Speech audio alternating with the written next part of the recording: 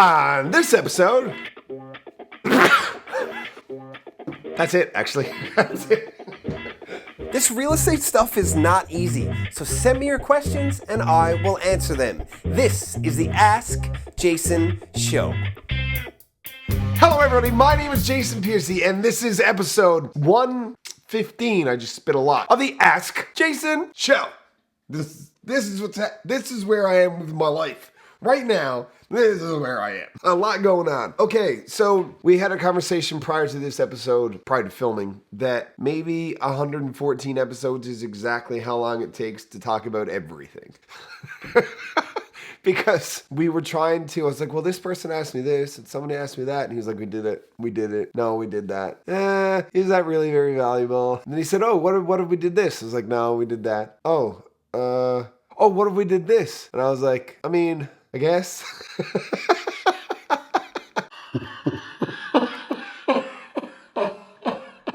So that's where we are. So episode 115 of the Ask Jason Show is only important enough that I guess we should talk about it. Does that sound right? Yeah.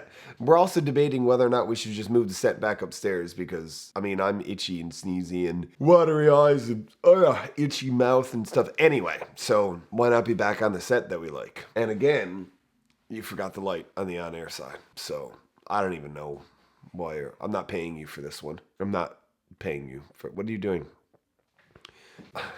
This is...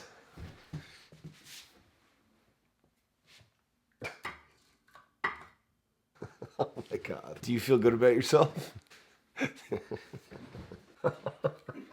Okay, now it's live. It wasn't live before. This is how live works. Now look, you can see the wires. You did a bad job. Anyway, don't fix it. You were the one that was giving me a hard time about how much time we had to get through this. 10:23. That took 2 minutes?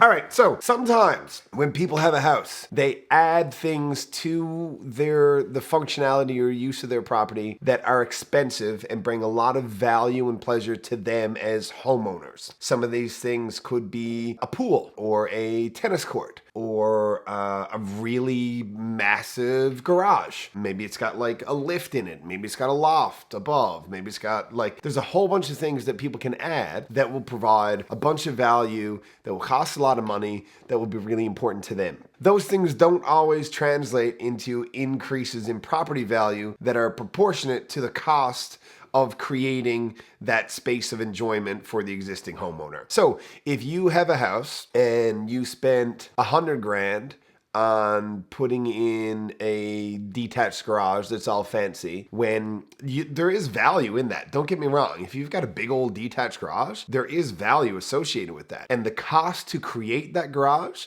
will probably be recovered in the sale of your house. But it's the cost to create the garage that accomplishes the task that creating a big garage is meant to accomplish. That being that you can store a couple of cars or toys and play darts and have a beer and have a wood stove, and that's it. And you don't need to make it worth. You don't need to spend another $50,000 making it the thing that you want it to be. If you want to do that, do it.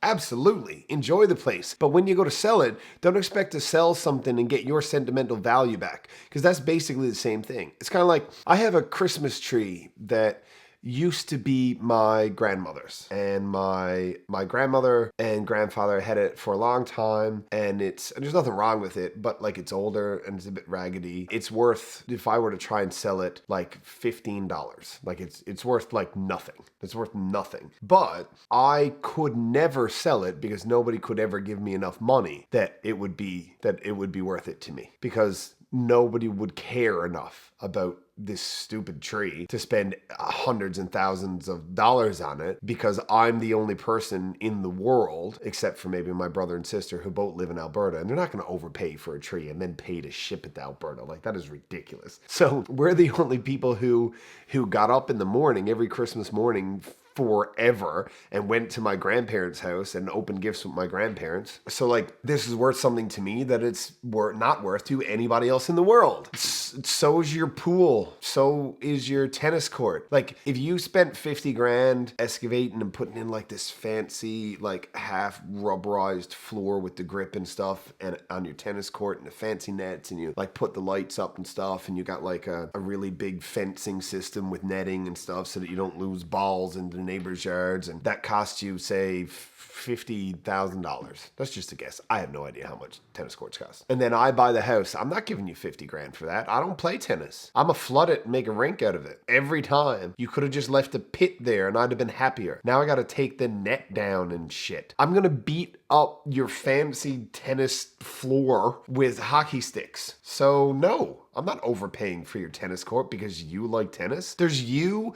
and the rich guy who wears the shorts that are too short that says, You're the only two guys that care. So like, get that guy to buy it or you're not getting your money back. And sometimes that stuff happens. So if you're wondering why you can't get your money back on a thing that you overbuilt, that's why the word is overbuilt. That's literally what it means. There was the thing that made sense, that everybody understands, and that's what built is. And then there's all of the infinite space above it. That's the over part. You are anywhere in this bit of infinity, and it doesn't matter where you are because none of it is coming back.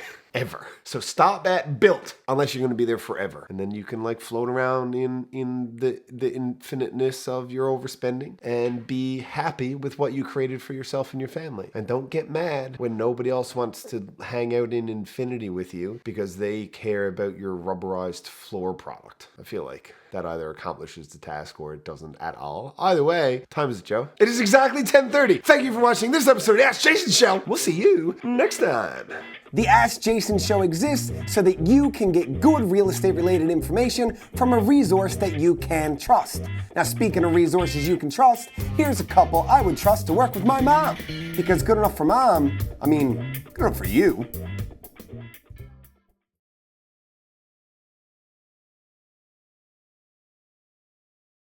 This is where I am with my life right now.